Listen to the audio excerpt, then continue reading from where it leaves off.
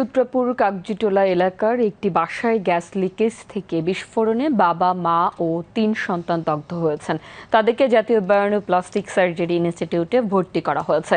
দগ্ধরা হলেন ভ্যান চালক রিপন, তার স্ত্রী চাঁদনী, ছেলে তামিম, রোকন ও ১.৫ বছরের কন্যা শিশু আয়েশা। দগ্ধ রিপনের মামা জাকির হোসেন জানান, সূত্রপুর কাগজিটোলা সাইদ চেয়ারম্যানের বাড়ির পাশের একটি ৫তলা বাড়ির নিচ তলায় ভাড়া থাকে ওই পরিবারটি।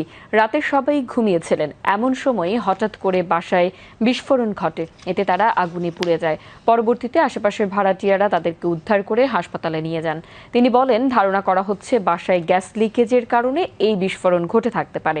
বার্ন ইনস্টিটিউটের জরুরি বিভাগের আবাসিক সার্জন ডাক্তার শাওন বিন রহমান জানান, রিপনের শরীরের ৬০%, চাঁদনীর ৪৫, তামিমের ৪২, রোকনের ৬০ ও আয়েশার ৬৩% দগ্ধ হয়েছে। সবারই অবস্থা আশঙ্কাজনক বলে জানান এই চিকিৎসক।